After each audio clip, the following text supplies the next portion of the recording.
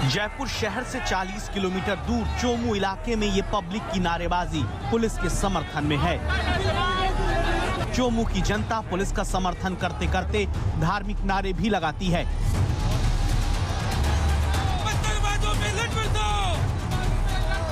इनकी नाराजगी इस बात पर है कि आखिर कैसे असामाजिक तत्वों ने पत्थरबाजी करके 6 पुलिस वालों को जख्मी कर दिया।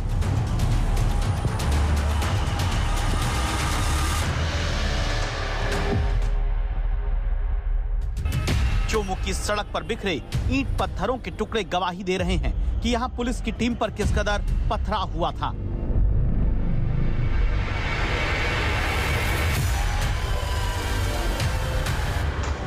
पथराव के बाद जब पुलिस ने धरपकड़ शुरू की तो उनमें नाबालिग से लेकर बुजुर्ग तक शामिल रहे।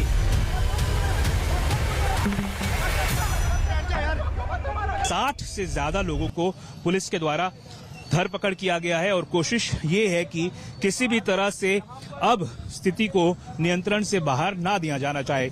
आप देख सकते हैं मस्जिद के बाहर की जो जगह है, ये मस्जिद है चोमू में। इसके बाहर जो भारी पत्थर पड़े थे उनको हटाने की कवायद चल रही थी, पर उपद्रवी जो हैं उन्होंने शायद पहले से कहा जा रहा था कि तय किया हुआ था कि पुलिस के ऊपर पत्थरबाजी करेंगे और उसके बाद जब यहाँ पर पत्थरबाजी शुरू हुई तो पुलिस के द्वारा जवाबी कार्रवाई में उनके ऊपर आंसू गैस के गोले छोड़े गए और उसके बाद लाठीचार्ज किया गया और आज सुबह से स्थिति जो है वो तनावपूर्ण बनी हुई है।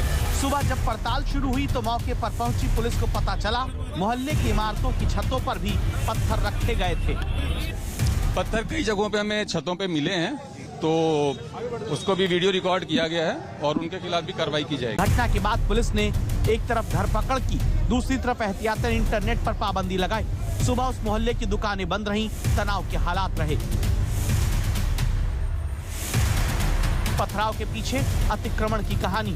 चोमू में बस स्टैंड से बावड़ी गेट की तरफ जाने वाली मुख्य सड़क के किनारे ये झोपड़ी नुमा दीवारें नजर आती हैं। इसके आगे सड़क पर 15 फीट चौड़ा और 50 फीट लंबा शेड है। उसके भी 5 फीट आगे बड़े बड़े बोल्डर और पानी की टंकियां रखी हुई हैं। यही है चोमू की कलंदरी मस्जिद और इस मस्जिद के नाम पर सड़क पर हो रहे अतिक्रमण को हटाने पुलिस पहुंची तो मस्जिद प्रबंधन के लोगों ने पत्थर हटाने पर तो सहमति दे दी। लोहे के रॉड से किए गए अतिक्रमण और पत्थरों को मौके से हटाया जाने लगा, लेकिन आधी रात में फिर मस्जिद के बाहर सड़क पर लोहे के गर्डर और रॉड को वेल्डिंग करके फिर से पक्का अतिक्रमण किया जाने लगा। पुलिस जब उस अतिक्रमण को हटाने पहुंची तो पुलिस टीम पर हमला हो गया।